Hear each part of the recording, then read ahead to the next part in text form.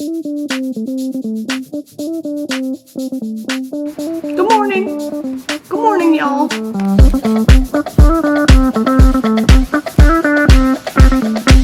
gonna try and paint my nails. Oh, I bought this sweatshirt fuzz thing from Loft and Taylor Loft, and I haven't taken it off in like 5 days. Do you want to know what I smell like? This is gonna be a weird vlog. We're gonna call it a montage. It's a monthly montage. Is this a new kind of vlog format? Am I innovating? Probably not. Oh, dude, I was so depressed yesterday, and I really haven't been depressed in months. And you know what did it? I bit the bullet and watched Euphoria. Everybody's talking about Euphoria, blah, blah, blah, blah, blah. Turned it on. Oh my God, I've never been more depressed in my life. And it's not even the drug use, and it's not the sex, and it's not the violence. Somehow it's not that lovely cocktail. It's just the sadness. And so, you know what? So many good boobs, so many good pairs of boobs, sets of boobs. I guess they're called pairs. You know, I'm straight, but I have eyes. I appreciate nice boobs, and still not nearly enough boobs to counteract the pain that show caused me. I would need like 6 more well-boobed characters to tolerate that show. I can't handle the dark stuff anymore. I live in the dark stuff. I don't need to go there on my TV. What? No. Euphoria, not for me. Whose idea was that? I was really upset. I couldn't even sleep that night. I did not like that.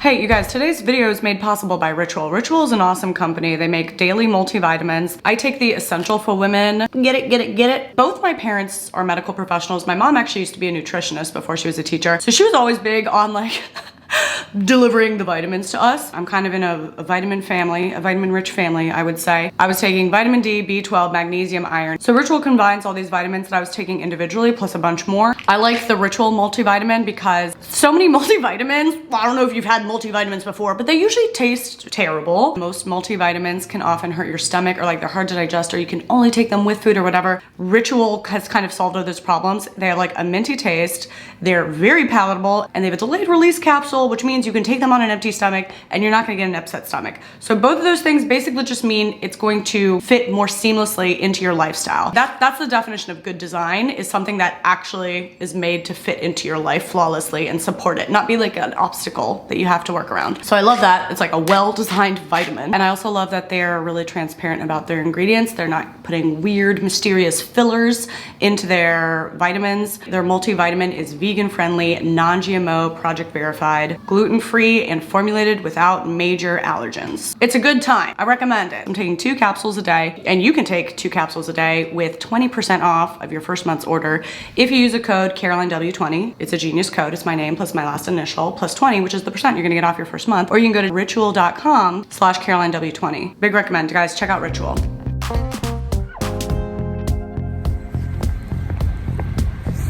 It's 10 a.m. Oh, that's a red light. And I'm going to meet a friend at Tryst. Well, she's not a friend, she's a stranger, who's writing an article, I think, about something about interior design. She reached out. Very nice. I'm excited. Girl, why is everything a red light? Nobody's moving. I'm gonna move. So I'm gonna go do this interview. I'm kind of excited. We'll see. What street am I on? Who knows where I am?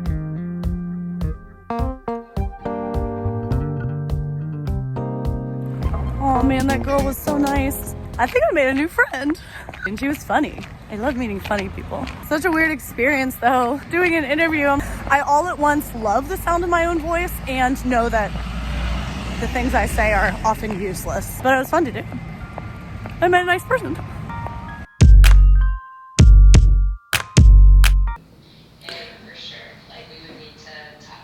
Oh my God, what? Someone just started voxing me. In the other room. Whoa. Someone just started voxing me on my phone in the other bathroom. I was like, who the F is that?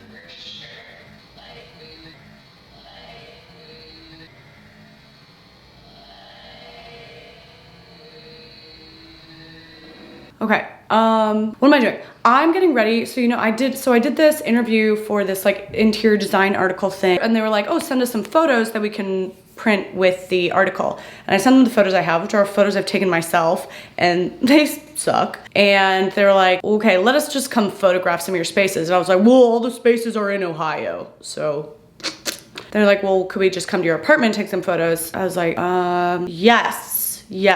guys come here. The apartment is totally ready. This apartment is a mess. Nothing is designed here. I've moved all the furniture out of like all the different rooms that I can like use and brought them into the living room to try and like make this a styled room. Every other room is empty. I literally did this in a panic. This is all temporary and I don't love it, so don't judge me. I just had to kind of make do with what I had. I didn't buy anything new, I just rearranged everything, but I do want to share this because I feel like even though I don't love, like I wouldn't keep things how they are, I felt happy that I was able to like rearrange stuff using just what I had in my home to make this feel like a sort of photographable room at a bare minimum. Like this is a bare minimum. Okay. But yeah, mostly I just needed to like figure out what to do with this wall. So I brought like artworks from wherever I had them all over the room and kind of arranged it on this wall. Brought the mirror out from my bedroom and put it up there. I mean, like I will certainly not be keeping this like this, or like I would not suggest this to you, but this is the best of what I could do overnight. I brought my bedroom dresser with all my clothes out here and put it here, put some art pieces up there. I'm gonna make sure that they don't photograph the TV stand. Yeah. So, like now this is my room right now. My bedroom is just empty. Deceit and lies. I feel like I'm just faking stuff all the time. All the time, in every way. In tech, in interior design. As a human, am I a person? No, but I do act the role of being one. So that's what I have going on. I have to run and go buy some flowers, fresh flowers for the shoot. They're gonna be here in like an hour and a half. So I gotta run. I'm gonna make this happen. I'm gonna make it happen. Oh my God, it's raining.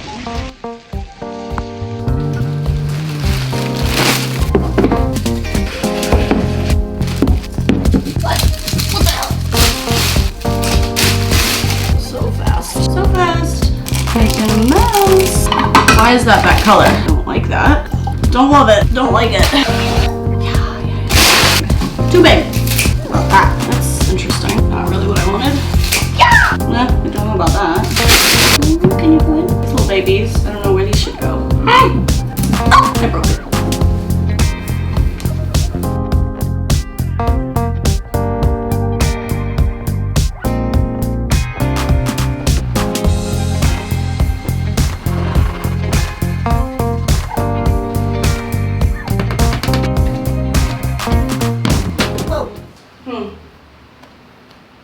All right, that'll do.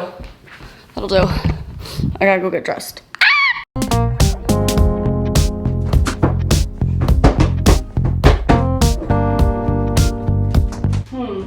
No. I don't like that though. Oh, I don't know. I don't like that. Ah! I do not want this cord to show. Usually for interior photography, they will Photoshop out things like cords, like it's a lie, but this is not an interior photographer and I feel weird asking them. Like either I have to tape this cord or I need to ask them to Photoshop it out because I will not allow it. Okay. Photo shoot just wrapped up. That was super fun. Oh my gosh. The photographer and the journalist of the article, the writer of the article, both came. And I'm so glad they both did because I'm crazy uncomfortable. It's wild how uncomfortable I am in front of a camera. Given I have a YouTube channel. But it's not the camera that makes me uncomfortable. It's other people witnessing me thinking I'm doing something good, like this is a good pose, I think this is a good pose. I can't handle it. So, but they both made me so comfortable and it was really fun. And I'm excited to see the photos. I was thinking about maybe turning on the camera and recording part of it, but then I just honestly got overwhelmed because I was stressed out taking a photo and I also didn't want to like interrupt their flow. So I didn't take any footage of it, but I'll share the article when it comes out.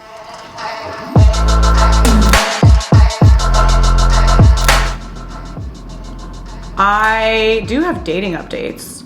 I'm gonna be taking a break from dating. A couple things happened. Did stop seeing the guy who I was seeing, who I've talked about a little bit on here over the last month. A wonderful person, truly a wonderful person, but it's just not the fit. I think it's not right for either of us. And then I had my first actually negative dating experience since my return to dating. Didn't even meet this guy in person before it got bad. Was talking to this guy and he was immediately kind of negging me and like putting me down, and he kept like commenting on my eyebrows in a way that was supposed to be like a flirty neg, like, whoa, eyebrows, blah, blah, blah, no, I'm into it, blah, but like kept harping on it in a way that's just like, felt to me very transparent, like this guy's trying to make me feel insecure. And then he kept saying things like, you know, you're not even good at sarcasm. Like he kept negging me, he kept putting me down, which is, why did I even keep talking to him at that point? I don't know. I guess I just always give people the benefit of the doubt until I'll give them like one chance to meet in person, because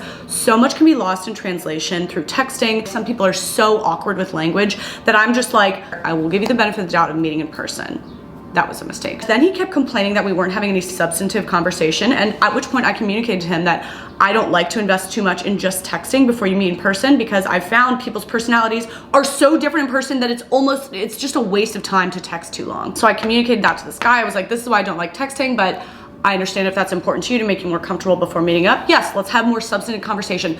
Tried to engage him more, kept waiting for this conversation to kind of get going, and all he would do was like scold me and neg me and like deduct points from me if I was like had to sign off to go to bed, or like, it was bizarre behavior. There were so many red flags. Why did I ignore them? What was so funny about it too is that he kept like putting me down, saying like that I couldn't have good conversation. I want to be like, bitch, I have conversation with an inanimate object all day long as part of my job. I can have conversation with anything, and I am actually entertaining your caliber of conversation. You don't even fucking know what conversation is. Bitch, don't start with me about I can't have conversation.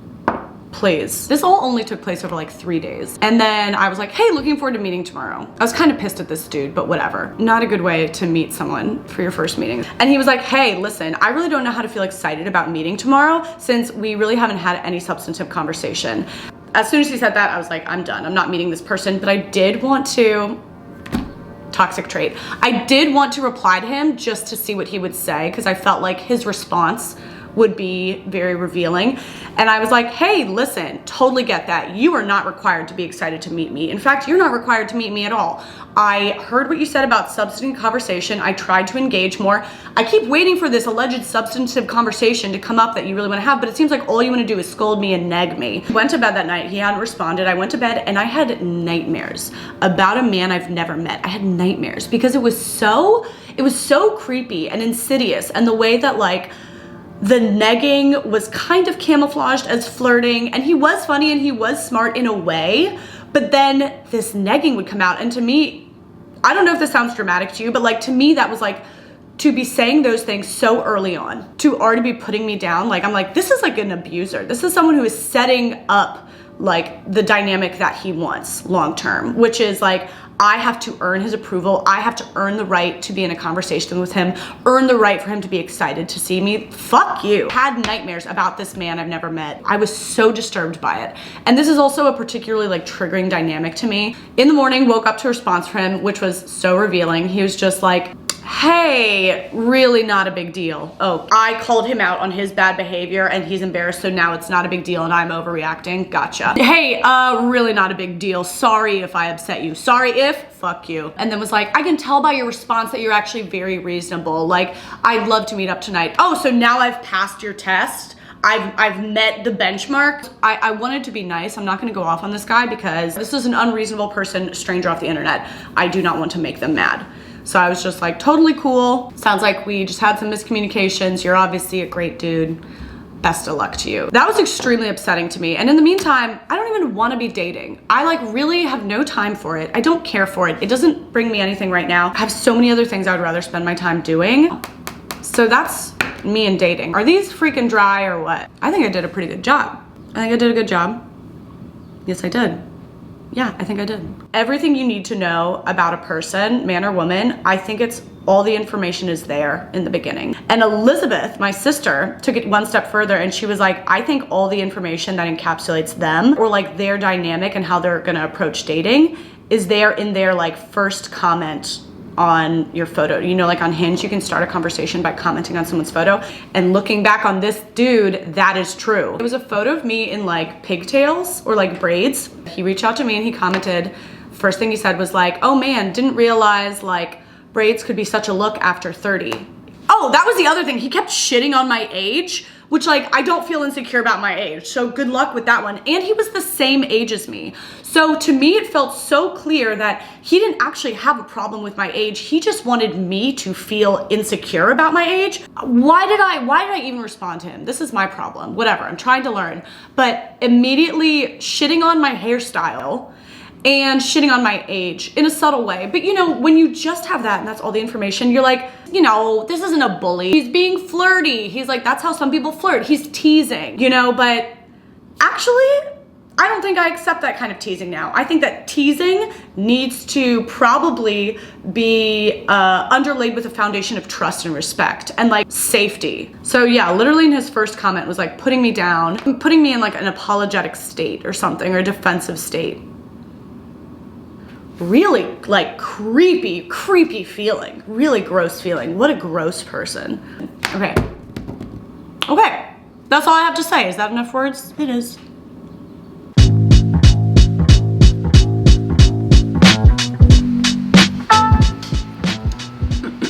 You guys, here I am on a Friday night, 7 p.m., just editing at my computer, and I sit right up here at the windows in my apartment, and I've seen my neighbor walk in and out like 8 times every time he looks, and I'm just sitting here. I'm always sitting here on my computer. It's a Friday evening, and I literally, it made me so embarrassed and ashamed. And then eventually I was like, I don't give a fuck. I'm doing something I love. I don't give a fuck if it's lame. What the F do I need to be doing on a Friday night? I do enjoy this, but sometimes it's sad. It can be both. That's what my therapist would say. It can be both. It can be good and sad. Also notice that I just shaved one of my armpits.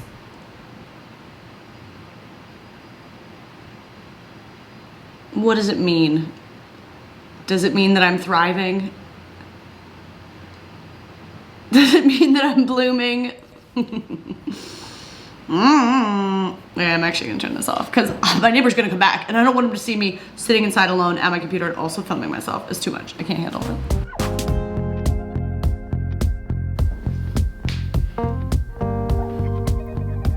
Where's my chapstick? All right, dudes.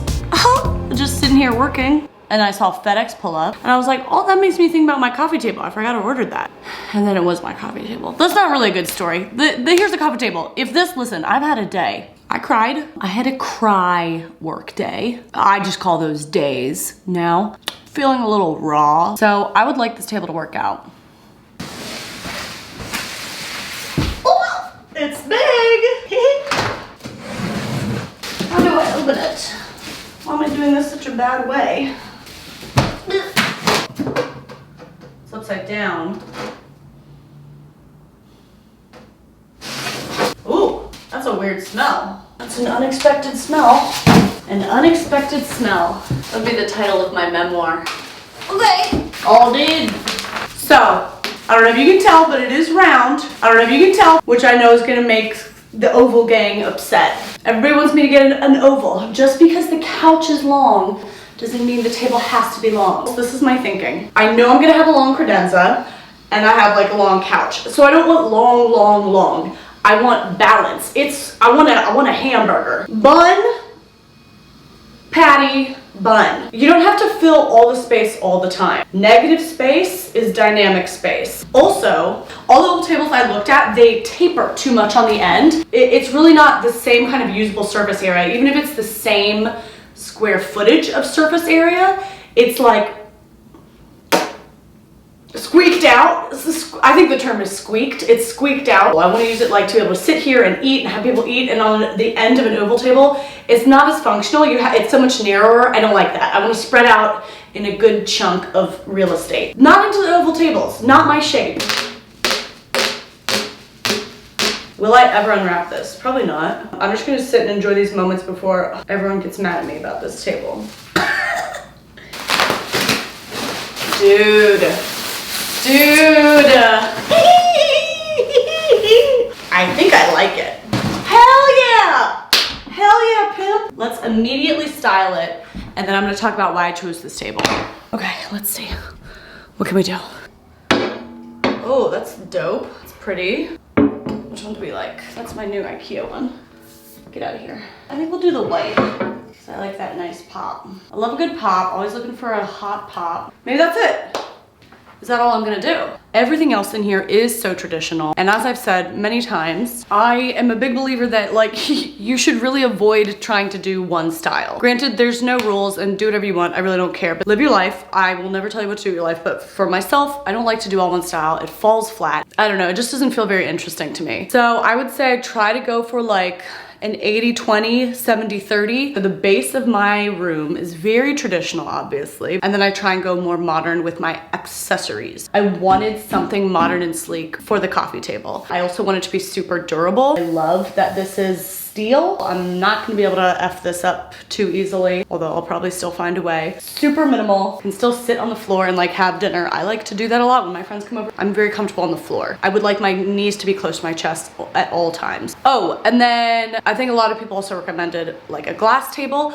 I do like the look of a lot of glass stuff, but I owned a glass coffee table before. And when it was in my home, it was so non-functional for me. It shows every single fingerprint. It shows every speck of dust. I couldn't stand it. And I don't like things looking dirty. I don't like them looking messy. And I also don't want to be spending all day cleaning. I will literally probably never have a glass top piece of furniture again. And the glass also makes me feel like I have to be really precious around it. Like I can't bang anything too hard. I can't put my feet on it. Listen, I'm a foot putter and a thing banger.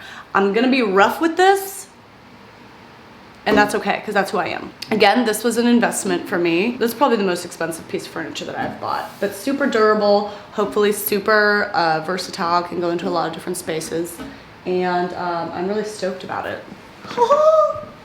Oh, and it's from, I didn't say, it's from Blue Dot. They do a bunch of like pretty modern furniture. Blue Dot. I'll link it.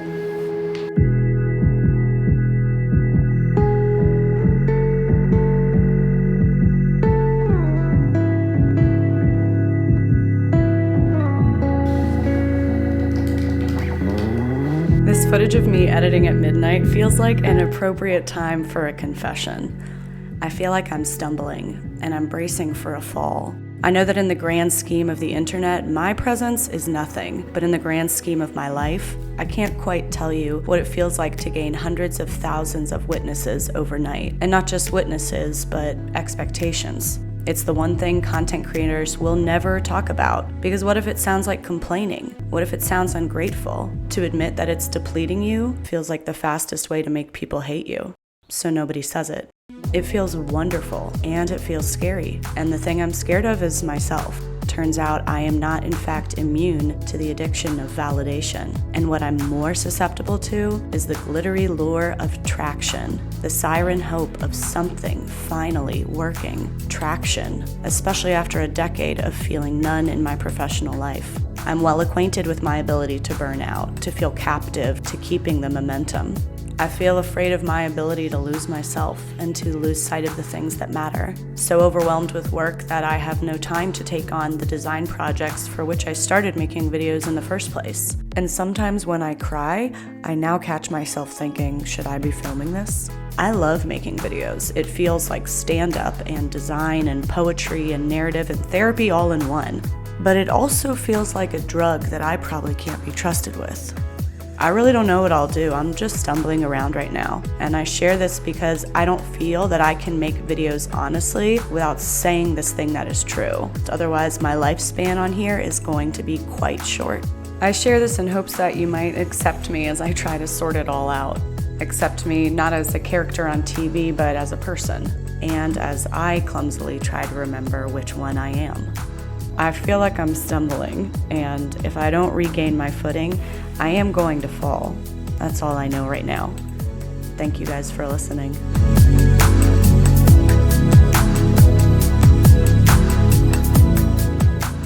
Ritual encapsulates all of those vitamins. Interesting. Anyway, Ritual, you just take 2 capsules? No, capsules. 2 capsules, not capsules. 2 capsules? I just said capsules.